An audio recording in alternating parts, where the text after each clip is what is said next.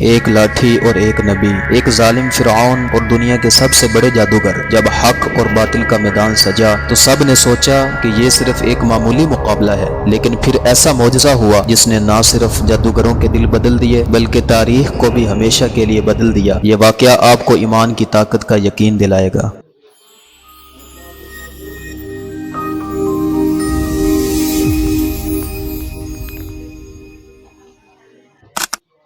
دوستو، حضرت موسیٰ علیہ السلام اور جادوگروں کا واقعہ قرآن پاک میں کئی مقامات پر ذکر کیا گیا ہے، خاص طور پر سورۃ الاعراف، سورۃ طٰہٰ اور سورۃ الشعراء میں یہ واقعہ اللہ تعالیٰ کی قدرت اور حق کے غلبے کی ایک عظیم مثال ہے۔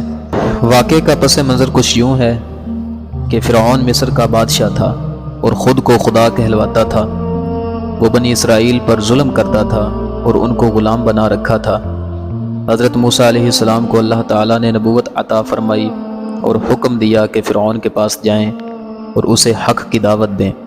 چنانچہ حضرت موسیٰ علیہ السلام نے فرعون کو پیغام دیا کہ وہ اللہ وحدہ لا شریک کی عبادت کرے اور بنی اسرائیل کو آزاد کر دے، لیکن فرعون نے نہ صرف انکار کیا بلکہ حضرت موسیٰ علیہ السلام کی نبوت کو جادو قرار دے کر اپنی قوم کو گمراہ کرنے کا الزام عائد کیا۔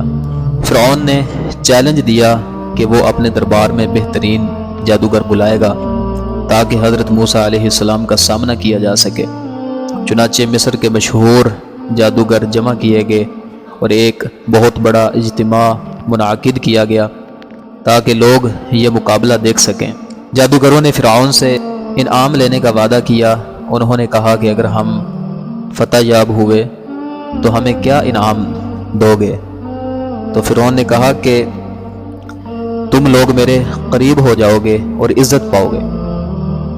چنانچہ میدان سج گیا اور حضرت موسیٰ علیہ السلام نے جادوگروں کو پہلے اپنی چال چلنے کا کہا۔ جادوگروں نے اپنی رسیاں اور لاٹھیاں پھینک دیں، جو جادو کی وجہ سے لوگوں کو سانپ نظر آنے لگیں۔ لوگ یہ منظر دیکھ کر خوف زدہ ہو گئے۔ حضرت موسیٰ علیہ السلام کو اللہ تعالیٰ نے وحی کے ذریعے حکم دیا کہ اے موسیٰ، اپنی لاٹھی پھینک دو۔ چنانچہ حضرت موسیٰ علیہ السلام نے اپنی لاٹھی پھینکی اور اللہ کے حکم سے وہ ایک عظیم سانپ بن گئی جس نے جادوگروں کی تمام رسیاں اور لاٹھیاں نگل لیں۔ یہ منظر دیکھ کر جادوگر حیران رہ گئے، کیونکہ وہ جانتے تھے کہ یہ جادو نہیں بلکہ اللہ کی قدرت کا مظہر ہے۔ چنانچہ جب جادوگروں نے یہ معجزہ دیکھا تو فوراً سمجھ گئے کہ حضرت موسیٰ علیہ السلام اللہ کے سچے نبی ہیں۔ وہ سجدے میں گر گئے اور کہنے لگے، ہم ایمان لائے رب العالمین پر جو موسیٰ اور ہارون کا رب ہے۔ فرعون نے انہیں دھمکی دی کہ اگر وہ اپنی بات سے نہ پلٹے تو انہیں سخت سزا دی جائے گی، لیکن جادوگروں نے جواب دیا، تو جو چاہے کر لے، ہم حق کو پہچان چکے ہیں اور کسی صورت اپنے ایمان سے نہیں ہٹیں گے۔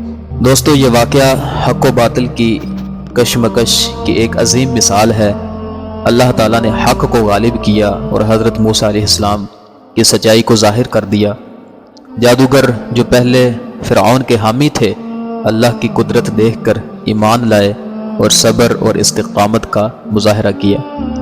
یہ واقعہ ہمیں سکھاتا ہے کہ حق ہمیشہ غالب رہتا ہے، چاہے مخالفت کتنی ہی شدید کیوں نہ ہو، اور جو لوگ اللہ پر ایمان لاتے ہیں وہ دنیا کی تمام دھمکیوں کو حقیر جانتے ہیں۔